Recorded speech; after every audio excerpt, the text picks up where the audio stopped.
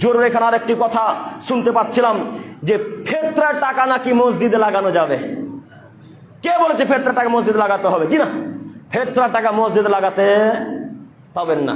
আপনারা হয়তো মনে মনে ভাবছেন ফেতরা তো অনেক চাল আসবে, অনেক টাকা আসবে, তো এতগুলো টাকা সব ফকির মিসকিনকে দিয়ে দিব, তো কয়েক হাজার টাকা 20-30 হাজার টাকা মসজিদের জন্য রাখি, উপরে কাজ হবে তখন লাগিয়ে দেবো। এরকম চিন্তা ভাবনা হয়নি মনে হয়, হয়েছে না? এই চিন্তা ভাবনা ব্রেন থেকে হটিয়ে দিতে হবে। এই চিন্তা ভাবনা ব্রেনে রাখা যাবে না। ফেতরার টাকা মসজিদে লাগাতে পাবেন না, ফেতরার টাকা মসজিদে লাগানো যাবে না, ফেতরার টাকা মসজিদে ব্যবহার করা যায় না। ফেতরার টাকা 8 শ্রেণীর লোকের হক, 8 শ্রেণীর লোককে দিতে হবে। আপনি এই 8 শ্রেণীর মধ্যে আপনার মসজিদ পড়ে না।